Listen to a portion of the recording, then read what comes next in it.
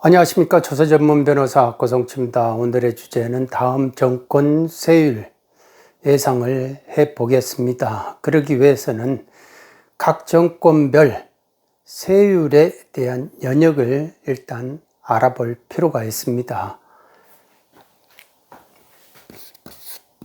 DJ, 그 다음에 노무현, 그 다음에 MB, 그 다음에 A가 박근혜 정권, 그 다음에 문재인 정권, 그 다음에 다음 정권,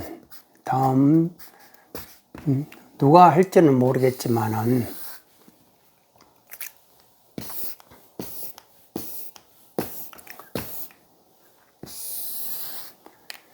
이 상정세는 있죠.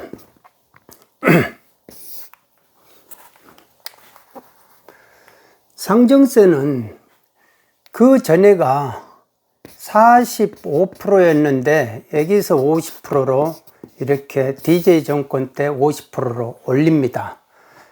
그러니까 최고 구간을 50%로 올리고 50억을 또 낮춰가지고 45억으로 최고 구간을 만듭니다. DJ 때.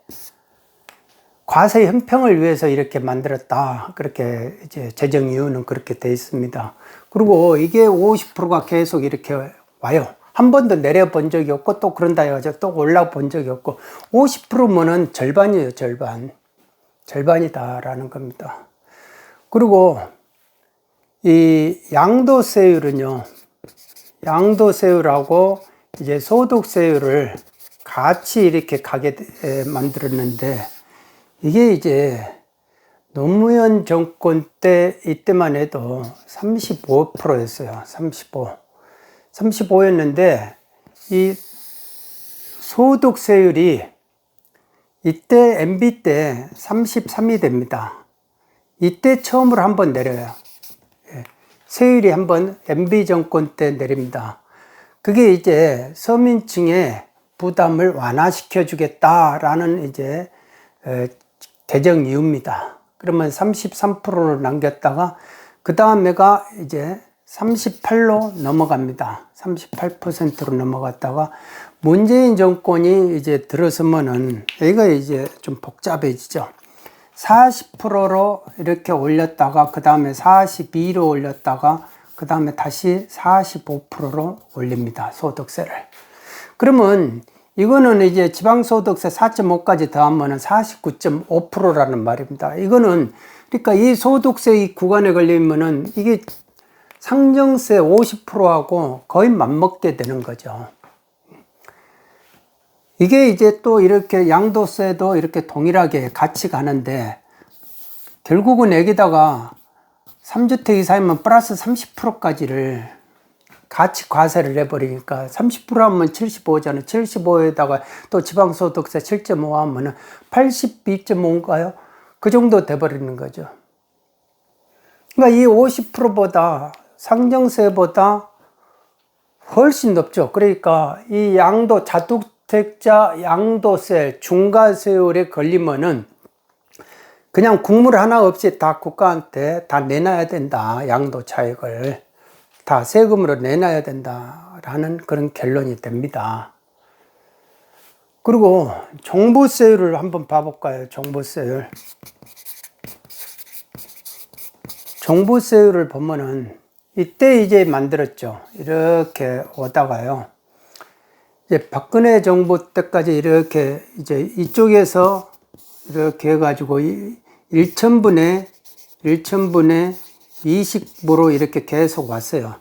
1,000분의 20으로 오다가 이게 문재인 정권 때 올라와가지고 2주택 이하, 3주택 이상 이런 식으로 조정 2주택 이렇게 해가지고 나눠 놓습니다. 두 경우를 나눠가지고 이거를 1,000분의 27로 만들어요. 그리고 이거는 1,000분의 32가 됩니다. 1,000분의 32. 그러다가 다시 또 올려버려요. 1,000분의 30으로 올려버리고 이거는 1,000분의 60까지 지금 현재 상황이 이거죠. 이렇게. 그러니까 종부세율이 최고세율까지 올라가고 또 거기에다가 이제 시세 반영률 그까지 다 곱해가지고 어느 정도 최고세율까지 다 올라갔다. 이제 나머지는 어떻게 되느냐. 공시가가 계속 올라가면 올라갈수록 이제 계속 이제 종부세는 올라가는 겁니다. 그러니까 종부세, 공시가가 올라가는 명분이 집값이 올라갔다. 그러니까 앞으로 집값이 계속 올라가면 종부세는 계속 올라갈 수밖에 없다라는 겁니다. 이거를 한번 보시면요. 우리나라 역사에서 정권이 이렇게 여러 번 바뀌어져도 하나, 둘, 셋, 넷, 다섯. 그 이전, 정권까지 합하면은요. 이 세율이 내려간 시점은 이 이명박 정권 때 35%에서 33%로 소득세율 내려간 것 외에는 없다는 겁니다. 다 올라가는 과정이었다. 올라가는 과정이었는데 특히 이 문재인 정권은 거의 다 올려버린 거죠. 올릴 수 있는 데만큼 최고로 올린 것 같아요. 종부세율부터 소득세, 양도세율까지 다 올렸다라는 걸 보게 됩니다.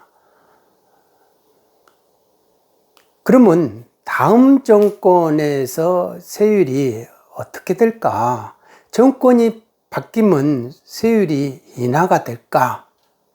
라는 식의 막연한 기대를 가지고 계시지 않습니까? 많은 분들이 그래요. 정권 바뀌면은 내려갈 것이다. 내려갈 것이다. 근데 역대 정권이 이렇게 바뀌었는데 세율 내려가 본 적이 한 번밖에 없다니까요. 세율 안 내려갑니다. 우리나라 역사에서 세율 내려간 역사가 없다고 보시면 됩니다. 그러면 다음 정권에서 어떻게 될 것이냐? 세율이 내려간다고요? 안 내려갈 겁니다.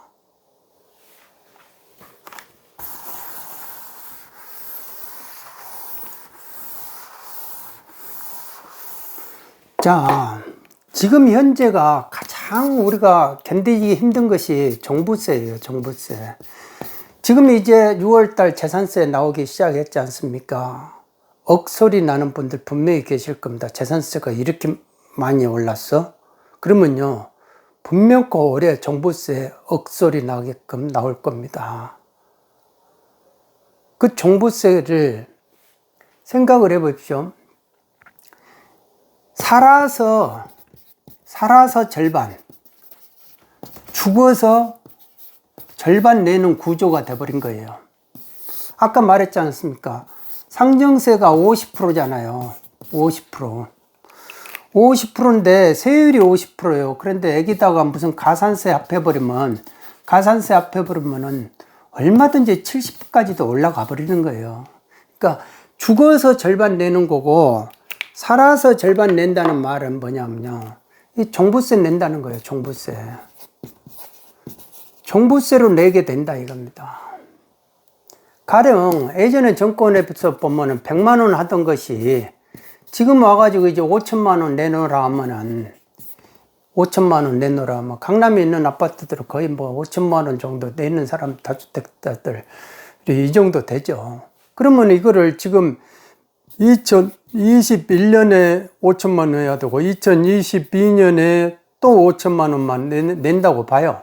2023년에 또 5천만 원만 낸다. 그러면 이것만 해도 1.5억이잖아요. 1억 5천만 원을 내는 거예요. 이렇게 해서 매년 이거를 부담을 해야 된다 이겁니다.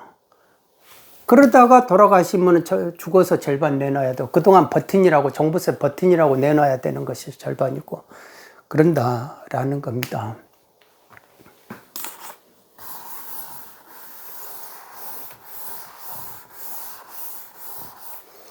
자, 2018년을 기준으로 2017년에는 이제 김현미 장관이 자꾸 임대 등록하세요, 임대 등록하세요 이렇게 돼 있잖아요.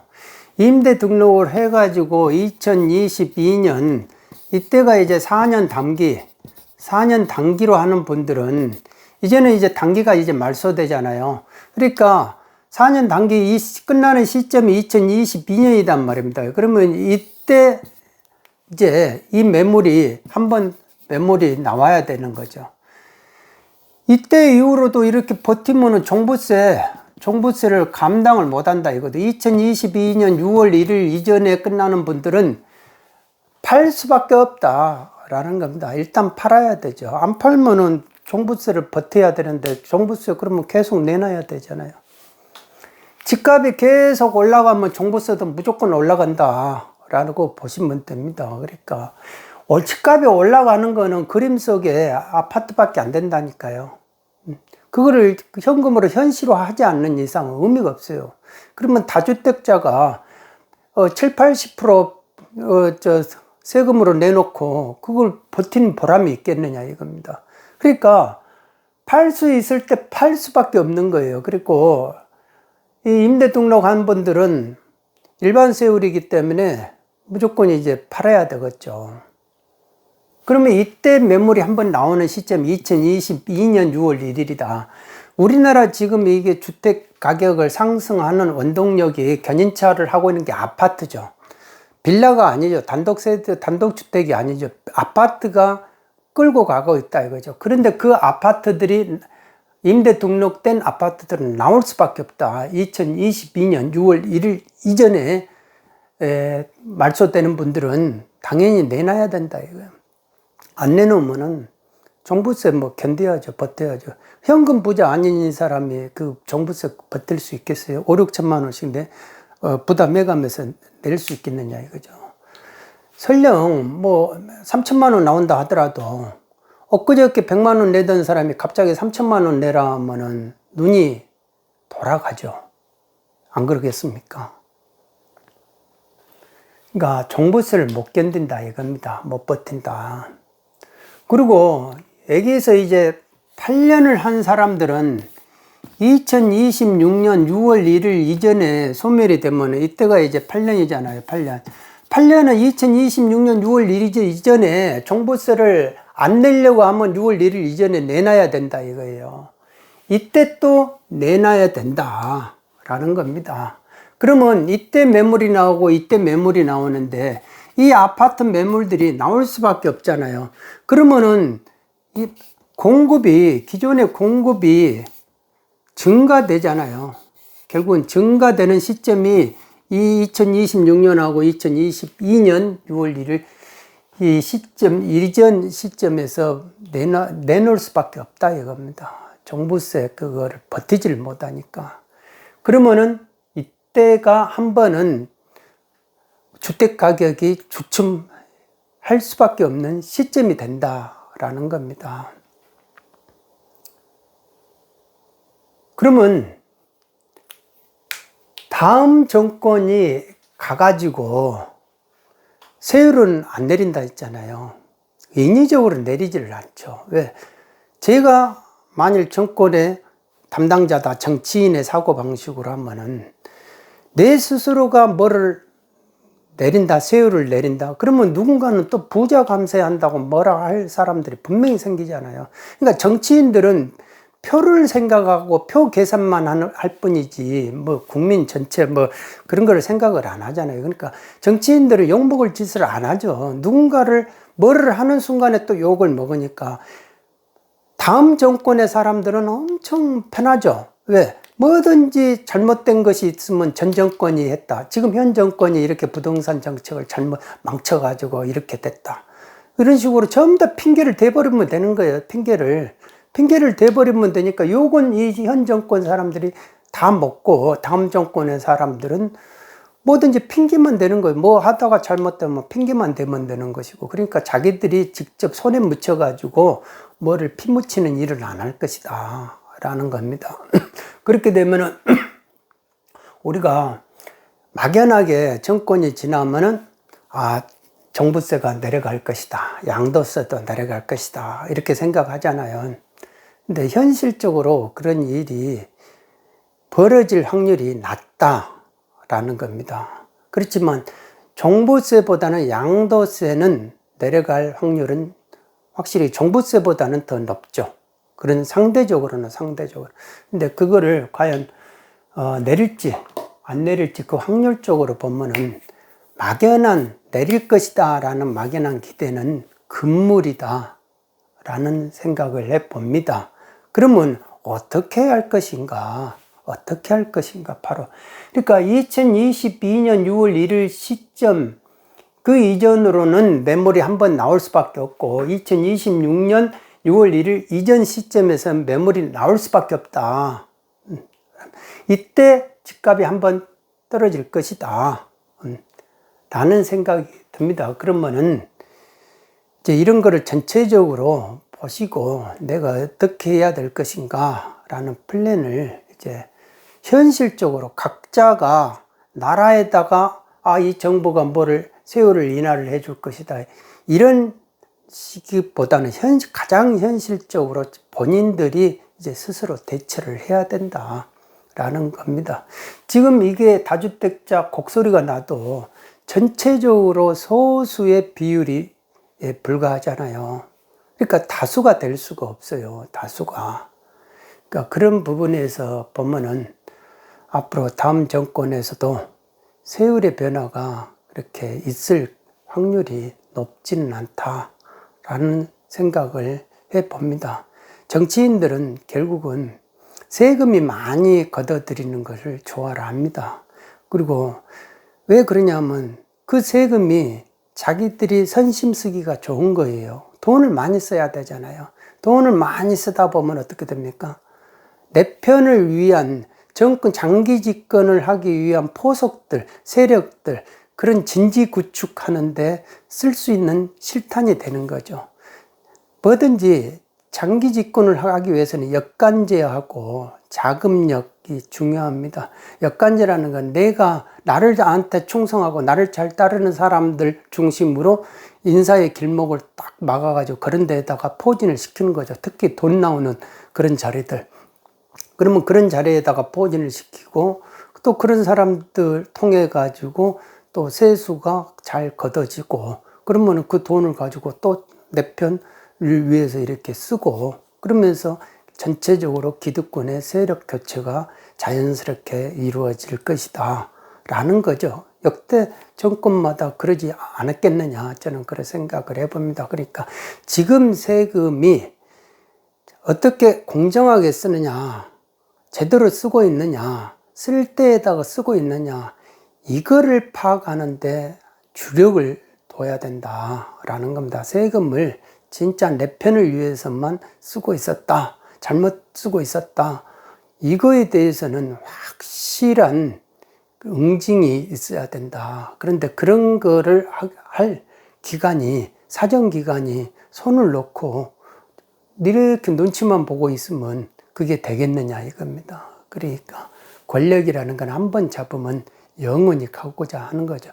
정권이 무너지면은 결국은 피를 보게 되니까 그래서 어떻게든지 정권을 한번 잡으면 쉽게 내놓지 않는다. 그러면은 지금 이 세월표를 보더라도 이 문재인 정권의 색깔이 그대로 이어지면은 결국 그 다음 이 부동산 정책을 이렇게 보시면 앞으로 가야 될 방향들이 어떻겠구나 라는 것을 알 수 있지 않나 저는 그런 생각을 해봅니다.